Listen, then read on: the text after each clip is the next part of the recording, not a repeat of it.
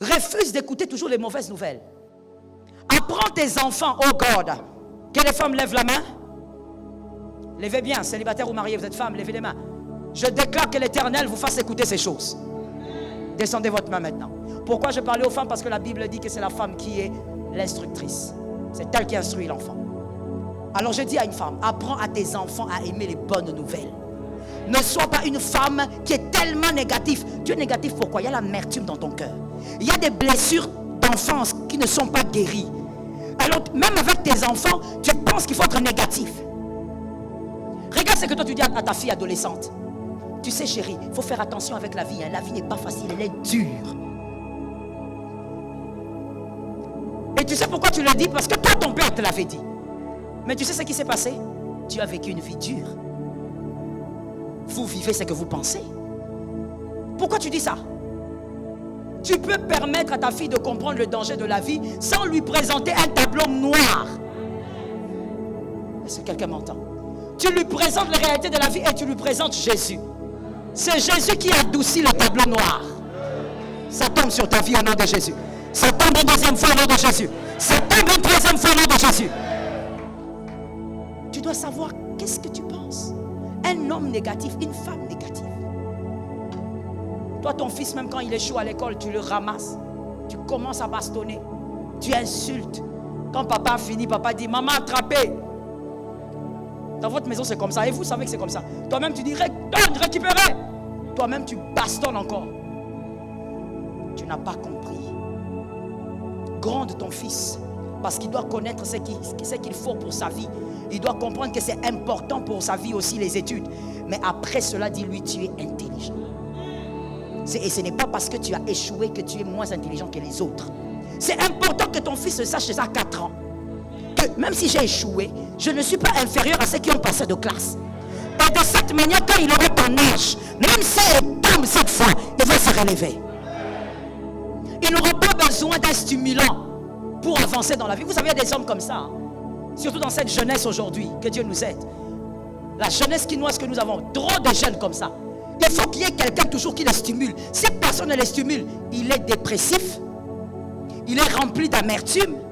Il ne croit pas quand ça peut marcher. Même quand Dieu donne un peu, il se plaint.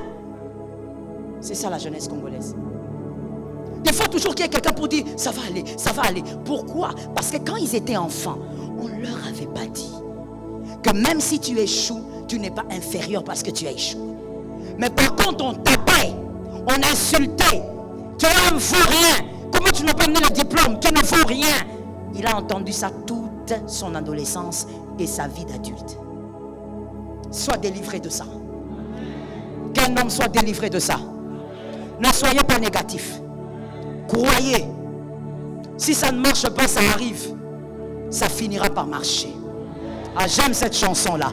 Que Dieu bénisse l'homme de Dieu qui a composé ça. Même si ça ne marche pas aujourd'hui, ça finira par marcher. D'ailleurs, que ça ne marche pas, ça fait partie de la vie. Quelqu'un m'entend? Lorsqu'un enfant est en train de marcher à 4 pattes, quand il essaye de s'élever, il tombe. Qu'est-ce que les parents font? Bon, si tu n'es pas parent, tu ne sauras pas. Hein? Déjà, je vois ton visage là, tu ne sauras pas me répondre.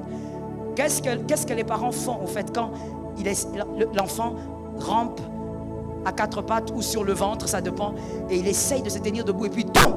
Qu'est-ce que les parents font? Oh, ils sourissent. Ils sont là en train de sourire et puis ils ne vont pas l'aider. Ils vont dire, ah, tu as vu, elle a essayé. Oui, elle a essayé. Ils sont en train de sourire alors que l'enfant est tombé. Pour te dire que tomber, se relever fait partie de la vie. Ça tombe sur ta famille. Ça fait partie de l'évolution. Oh, que quelqu'un marche sur notre tête, ça fait partie de l'évolution. Tu as retenu ça? C'est normal. Que tout ce qu'on t'avait dit quand tu étais petit, enlève ça. Commence à enlever ça. Commence à arracher ça. Oh, comme tu as fait ça, tu es un échec. Ça fait partie de l'évolution. C'est normal qu'on tombe, qu'on se relève. Sans ça, on ne peut pas évoluer. Ne deviens pas négatif. Lorsque quelqu'un est rempli d'amertume, il devient méchant. Oui, la méchanceté.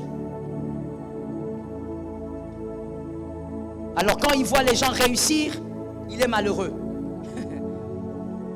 Vous comprenez ça? Il devient malheureux quand les autres réussissent. C'est très étrange. Il ne pense pas à sa vie. Mais quand il voit les autres réussir, il devient malheureux, il devient triste. Quand il y a un mariage à l'église, lui, il est triste. Vous pensez qu'il est méditatif? Non, il n'est pas méditatif, il est méchant. Il devient méchant. Il ressent une grande colère quand les autres réussissent là où lui, il a échoué. Il considère que les autres n'ont pas droit. Ils n'ont pas droit au bonheur. Pourquoi ils sont heureux, lui, il est malheureux? Oh, si le Saint-Esprit parle ce soir, c'est parce qu'il y a quelqu'un qui doit guérir. N'écoute pas la parole pour le voisin, c'est pour toi. Sinon, Dieu serait organisé que tu ne sois pas là. Quand il voit les autres avoir ce que lui n'a pas pu avoir, il devient mécontent. Il manifeste une méchanceté. Il devient malheureux. Il se pose la question, pourquoi eux, ils ont pu réussir? Qu'est-ce qui a manqué à ma vie? Pourquoi cet homme a une femme pareille? Vous écoutez des hommes comme ça. Cet homme ne mérite pas cette femme-là. Si cette femme-là était à moi, frère, tu es rempli d'amertume. Même si tu ne l'as jamais dit, tu l'as pensé, tu es rempli d'amertume. Il y a un mal en toi, tu dois guérir. Non, cette femme-là serait mieux avec moi. Qui t'a dit ça? Qui t'a dit ça? Le problème, ce sont tes blessures et tes mauvaises pensées. Lorsqu'il voit l'autre réussir, il a l'impression qu'on lui a volé sa réussite. Mon frère, quand quelqu'un réussit, ce n'est pas ta réussite, c'est sa réussite à lui. Travaille aussi la tienne. D'ailleurs, dis à un voisin, il y a trop d'espace. Tu sais, maintenant, dans ton âme, il y a trop d'espace. Ce n'est pas parce que toi, tu es sur un espace que moi, je dois être en problème. Non. Envoie-le dans ton espace, mais tu dois savoir que moi aussi, j'ai mon espace. Il a réussi là-bas, toi, tu as aussi ton espace. Il y a trop de place pour toi. Tu t'inquiètes pourquoi? Non, mais pourquoi il s'est marié? Pourquoi il s'est marié? Il ne m'a pas vu. Oh, ma soeur, s'il ne t'a pas vu, quelqu'un d'autre te verra. C'est pas compliqué. D'ailleurs, moi j'ai toujours l'habitude de dire, tous les bons hommes ne sont pas forcément pour vous. C'est pas parce qu'un homme est bon qu'il doit être pour toi. Vous devez trouver votre homme à vous qui sera bon. Voilà ce qui arrive. Le cœur devient méchant parce que le cœur est rempli d'amertume. Et la troisième chose qui est le pire, selon moi, le pire de tout, c'est cette personne qui devient contagieuse.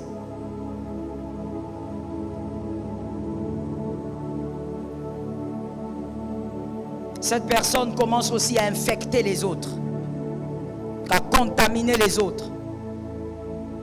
Vous savez, pour revenir à certaines publications, un monsieur, je prends l'exemple d'un homme qui n'a pas connu sa mère, qui a grandi comme ça.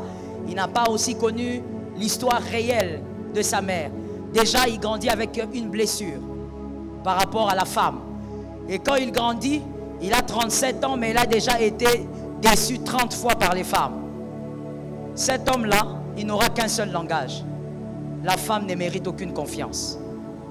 Mais quand il va l'écrire ou quand il va te le dire, quand il va argumenter, surtout s'il est intelligent, tu vas dire, ce que tu dis est sensé. Or, la vérité, c'est qu'il est en train de te contaminer par son amertume. Il ne croit pas en la femme parce qu'il a été rejeté depuis qu'il est bébé. Toi, tu ne connais pas l'histoire de ton ami, mais tout ce que tu fais, c'est écouter soi-disant les belles pensées. Avant d'écouter les belles pensées, tu dois savoir d'abord qui il est vraiment. Qu'est-ce qu'il a vécu vraiment?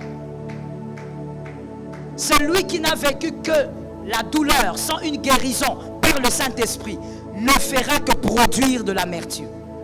Même si c'est entouré d'une certaine intelligence. Il faut faire attention avec ça.